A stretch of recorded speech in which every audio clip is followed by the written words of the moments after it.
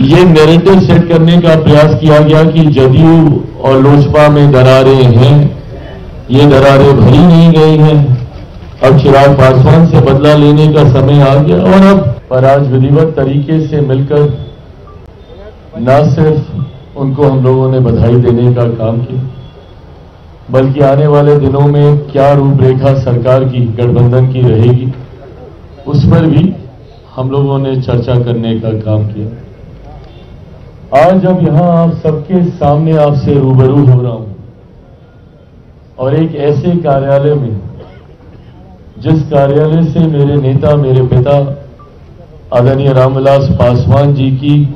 पुरानी यादें जुड़ी हुई हैं, आज मुझे इस बात की खुशी है, इस बात का गर्व है कि आज कहीं ना कहीं हमारी पार्टी ने अपनी मेहनत, अपने परिश्रम से,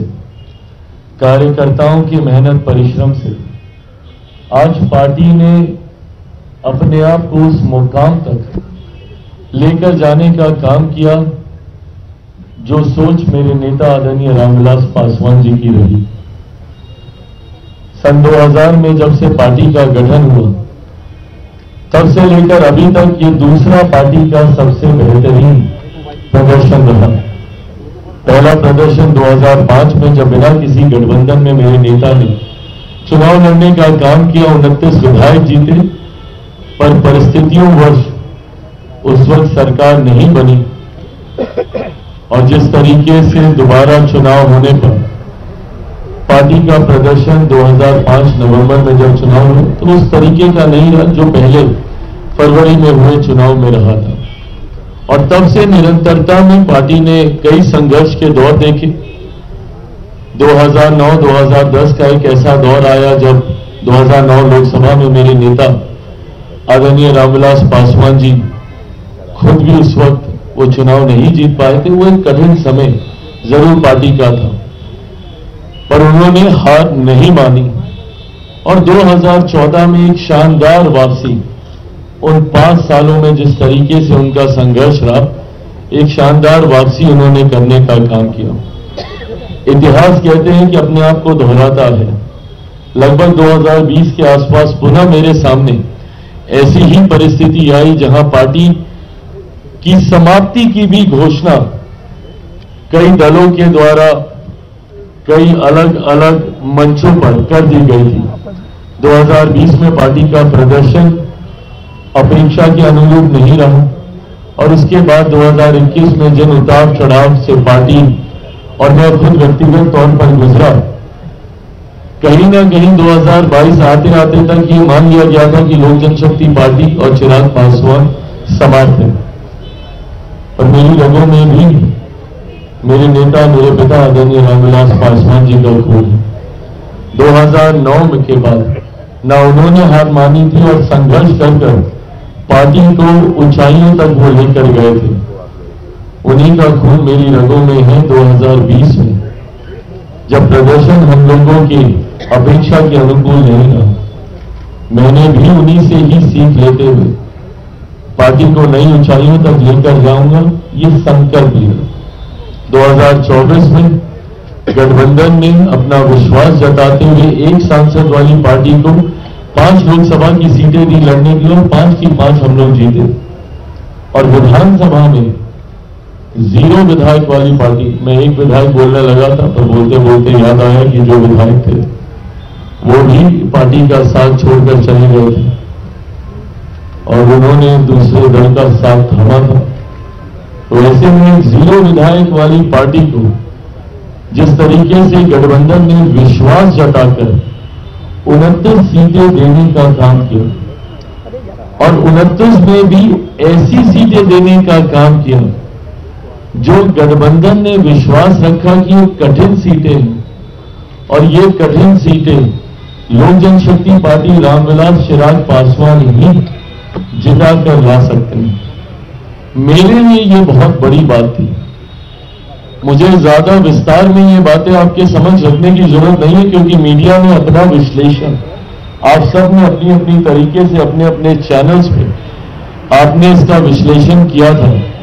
कि किस तरीके से वो विश्लेषण का स्वरूप थोड़ा बदला हुआ था। उसके पीछे कि सोच ये बताई जा रही थी कि चिराग पासवान को ये सीटें हारने के लिए दी गई हैं। और मेरे कुछ शुभचिंतक जो मेरे बारे में सोच रखते हैं कि भैया कैसे चिराग पासवान को कमतर आंका जाए, उन्होंने खासतौर पर